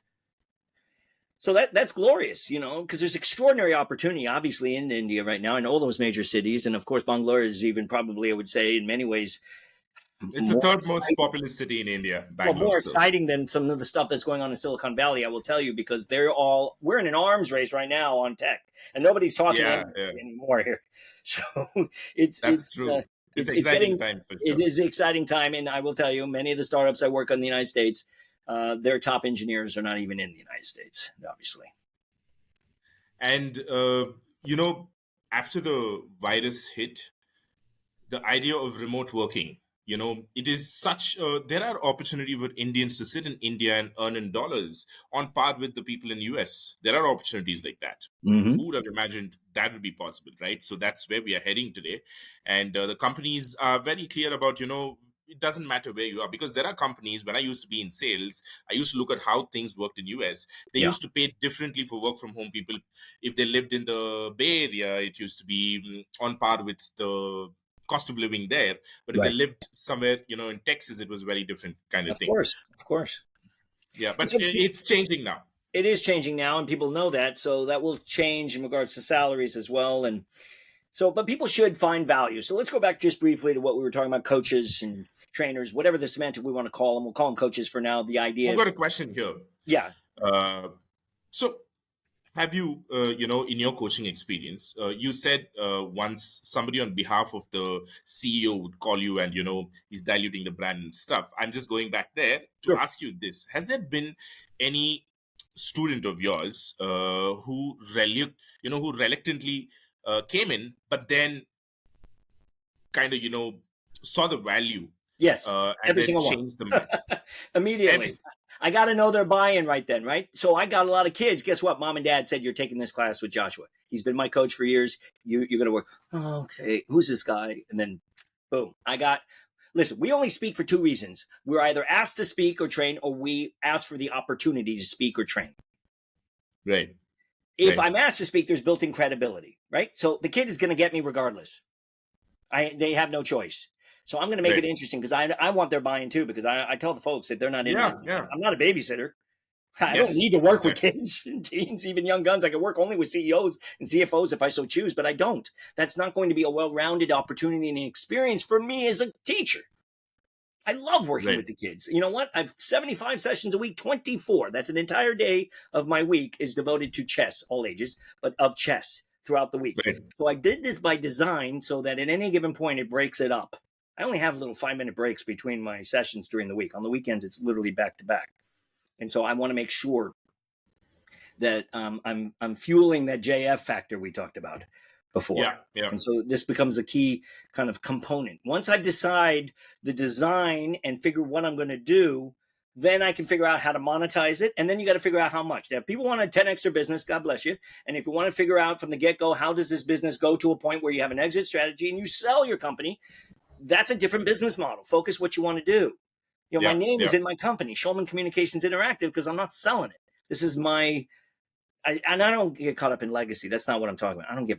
That doesn't mean anything to me. After 10 minutes, I'm gone. I hope people appreciate anything of value I gave to them in their life. But from the standpoint of the world, why are we worrying about so much what people think of you when you're gone?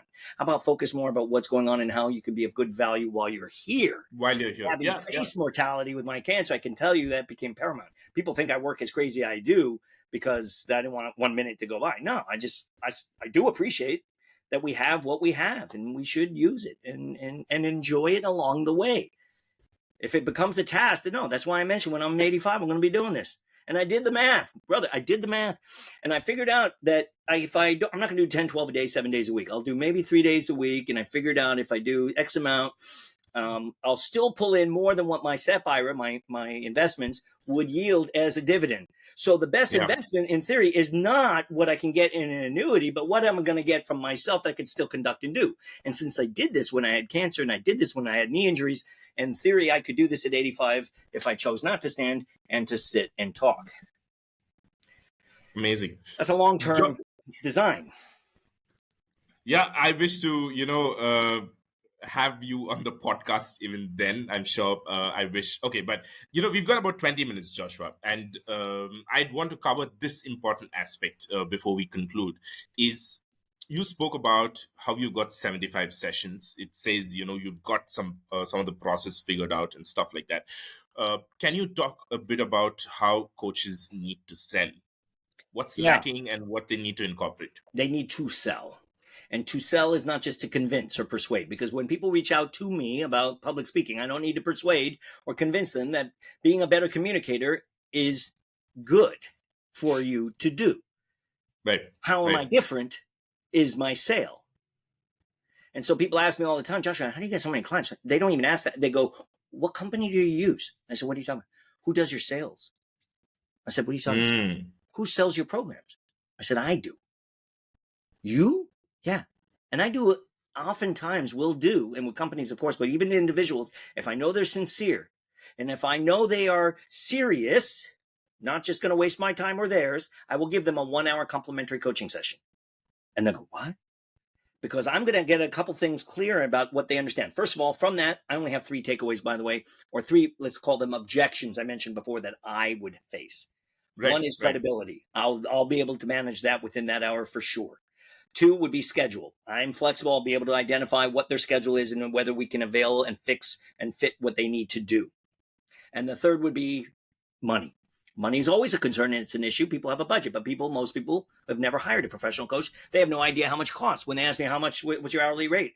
I said, my hourly rate? I don't know what that means, because we're going to find a package or something that works for you that you'll like. And from that education, you're going to be making 10 times what you're thinking of. So I'm not sure what an hourly rate means to you, because that's not how that necessarily works. And if that's the way you're thinking of it, then you're comparing and contrasting people just based on who's the cheapest. And in sales, the word cheap means less quality. I promise you, a professional coach is not going to be able to charge what that is. So that becomes helpful. And then I can understand. And then that's why my conversions are practically 10 out of 10. If I set up 10 meetings in the course of a week, I will close all 10. Now, there's always circumstances and scenarios and situations where there's something I didn't foresee, but I have a process flow in how I sell. I have a 2-month program to 8-week course, from dealing with establishing rapport properly to qualifying, to prospecting, then to qualifying, right? Then to needs analysis, then to objections and resistance, to the presentation itself, to the close. Like, the whole myriad of different parts has to be in place to make an effective presentation and sale. And most people don't do this. Your average salesperson, I'm going to tell you, in the United States for sure, should be making a couple $100,000 a year. If they are not, they do not know how to sell. They're not professional salespeople. And most people, they're hiring people, and they're like, they have to hit the ground running on Monday. They have no idea what they're doing. Back in the 80s and early 90s, we had 3-week sales training programs that almost every company offered you, so you can learn this stuff. They want you to stick around. Now, people are gone within 2 months. They don't even hit their 90th day, which is when health insurance kicks in. So those are part of the problems of understanding what that is. And I'm grateful to sell. I love to sell. It's not a bad word to sell. Selling shouldn't be equated to someone selling a used car and lying to you. That is, every business, every product has to be sold. And let's not call it selling. Let's call it sharing it. Hey, this is what I got. This is what's interesting. It's in the marketplace. You won't see something like that. That's why I don't worry about, people say, don't you worry about someone stealing your course and they can't steal me.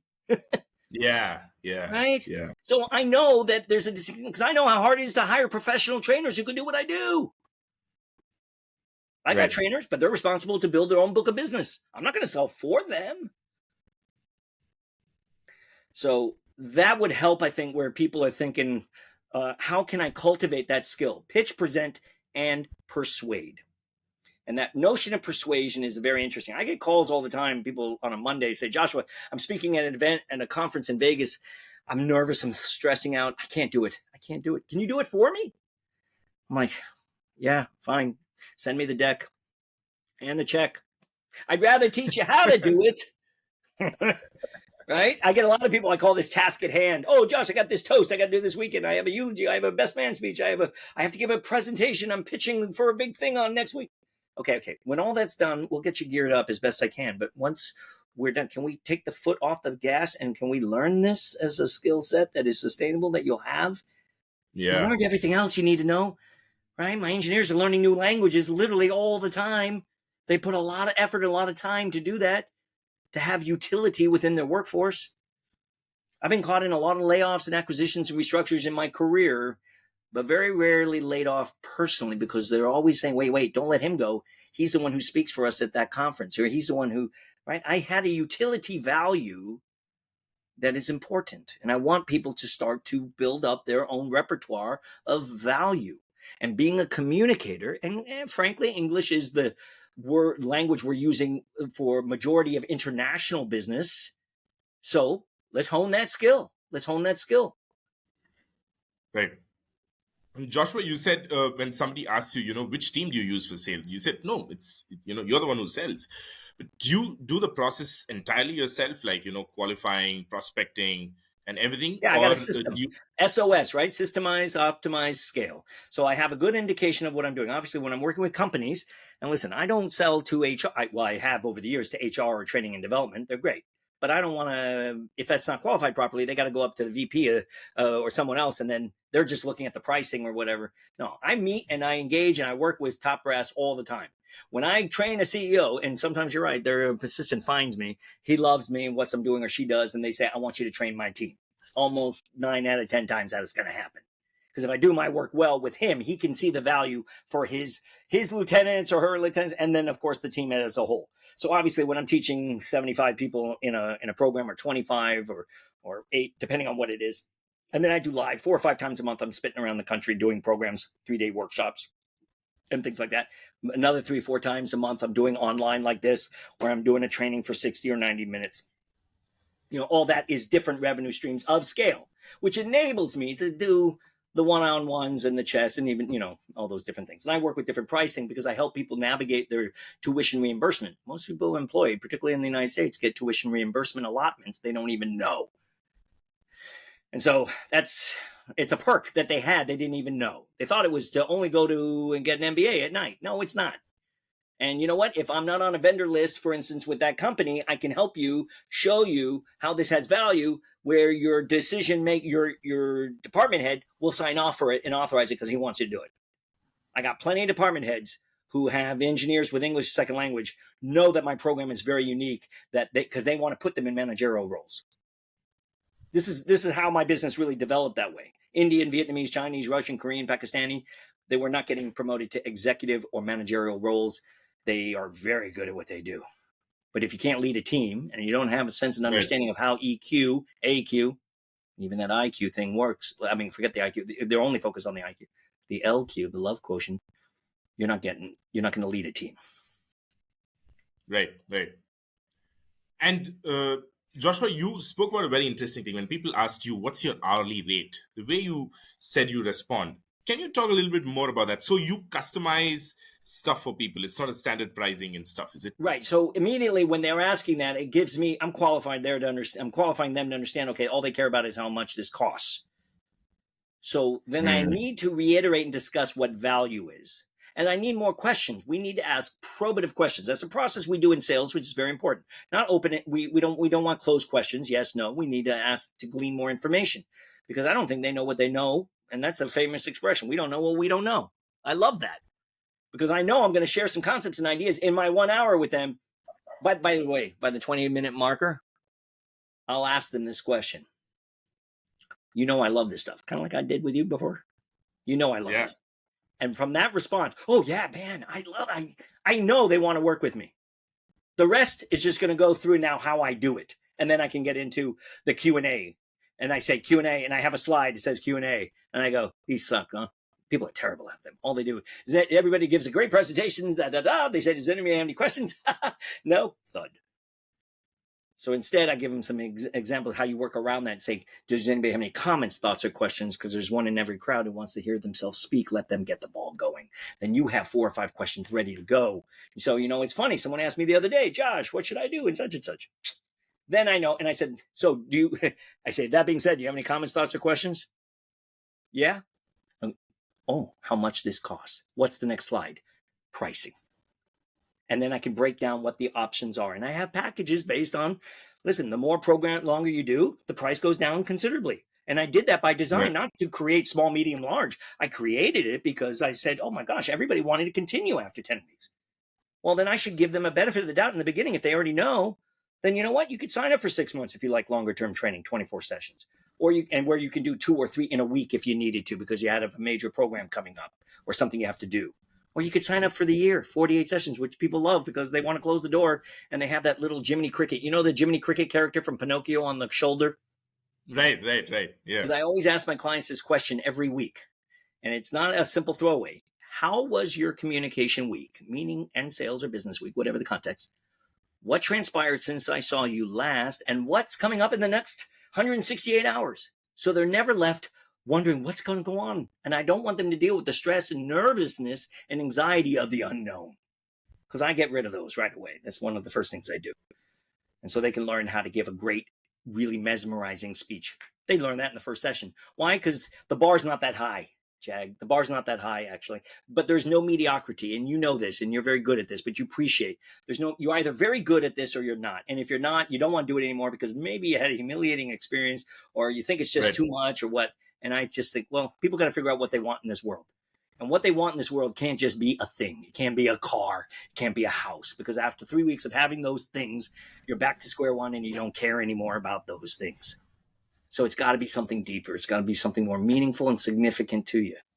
And I've been able to help and coach folks find those things for themselves so that they can monetize that passion, that joy factor, and yes, also provide for their families and their loved ones and their soul, right? Because you want to feed your soul, not just your wallet.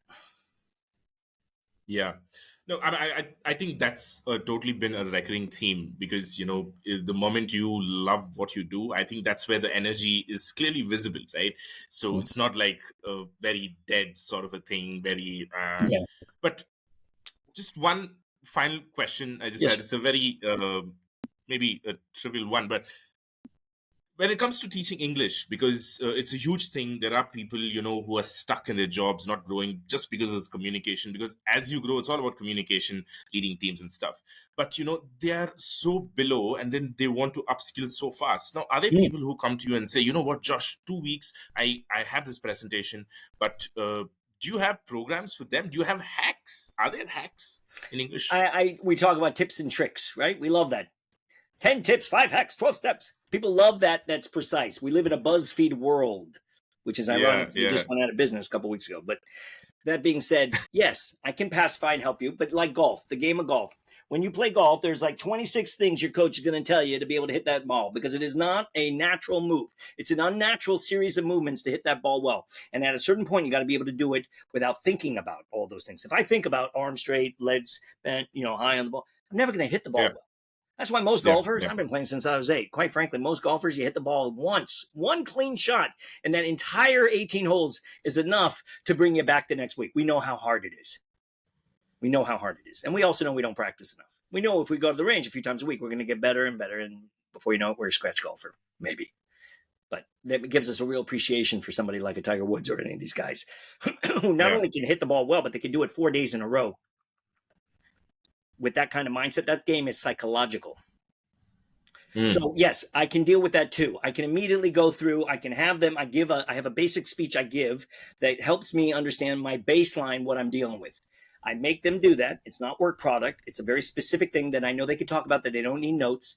And I go on for 3 to 5 minutes and I sit down and I take notes. Then from that, what I glean and give back to them, they're going to be utilizing the immediate task at hand, which is next week or the week after. And they're going to, yes, and they'll appreciate it. They'll recognize it. They can do it. But they know that they're going to have to be conscious as they do this. It is not second nature. I'm not a magician.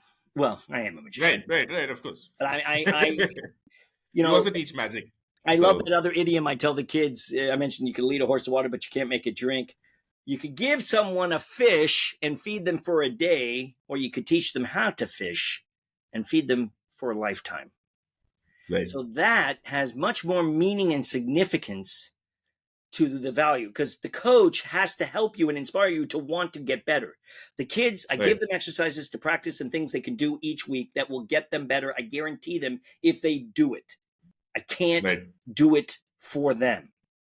When my students sometimes don't want to do the speech that week, I'm like, I joke around. I say, all right, I'm calling your high school principal. And I'm going to say, hey, look, you know what? You didn't do his assignment. Do it or don't do it. But you need your reps every week. And you got to practice and develop this so we can cascade and get to the next level and the next level. So you can not only see it, you'll feel the difference in your ability to communicate and get across ideas, which is what makes people a living. And I argue that everybody is a public speaker. It's not about becoming Tony Robbins or Deepak Chopra. Anybody who speaks for a living, meaning they get paid because of the things they say, is a public speaker. Public speaking to me is one person, 3 people. Yeah, maybe 1,000. If you're good at what you do, Jag, you'll be asked to speak to a group. If you're really good, a large group, and they're going to come up to you and say, excuse me, what's your rate? Meaning come speak at our organization, come work for our company, or here's that check for cap raise for that business idea you have. And that's just the way this works. in this world today, and people can jump on that and take advantage of it and hone their skills, or they can try and wing it. I'm writing a book on that called Wing It Doesn't Fly.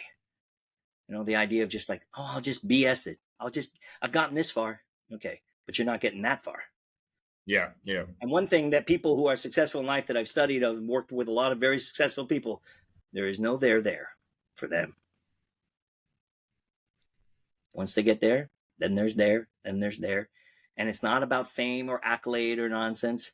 It's about pushing where they know they are to another level of Another level. Yeah. consciousness, of appreciation, of satiety, right? Of being satiant and saying, look, I'm full. How much money do people need at a certain point? Right, right. Be satisfied. It's not in a commentary on your achievement or this.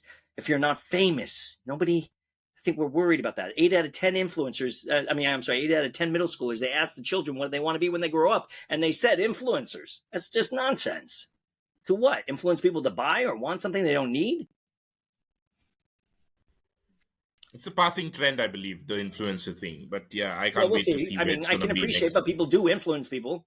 Come on. Celebrities and athletes and rock stars have been influencing young people for years. Sometimes for good and sometimes for really bad. Yeah. So there you go, Josh, my man. thank you so much. It's been amazing. Very well. It's going to be 2 hours just like that. It doesn't feel like You can that, imagine though. I do these 3-hour, 6-hour workshops, and I said, you want a break? If you don't need a break, we could keep going. No, let's keep going. But almost every break, they do come up to me and they ask me this question, Jag. They say, can I ask you, you never look at the screen behind you. You never look at slides. How do you remember what you're talking about? And that's the best compliment one can ever get, is that you know your stuff. Backwards, forwards. There's not winging it. Second nature. So become good at what you do, whatever those things are. And you know what? Your folks out there in that audience can reach out to me. I am accessible human being. Find me on LinkedIn. We'll see who takes advantage of those things. They can find me, Joshua Schulman, on LinkedIn. They can go to my website, www.getcoachingfromsci.com. I'm revamping it right now. Actually, it's going to be amazing. I built this about 8 years ago on Wix, served the purpose, but now it's the new one is going to be phenomenal. I'm really excited about it. And of course, I'm on all socials and such so that people can find me. I don't spend all day posting my breakfast, so. We will share all these on the podcast show notes as well, wonderful. And any number of times wherever possible, because every time that we update something. Okay, before that, I think we will bring this to the end. Thank you, and I wish to do this again sometime periodically, maybe. And when you're coming to Bangalore, I think we could probably do a live one face to face. It's been wonderful meeting you, and I love the opportunity. I love the opportunity to share and hear also from your audience. It's great. Thank you so much, Josh. It's been a pleasure.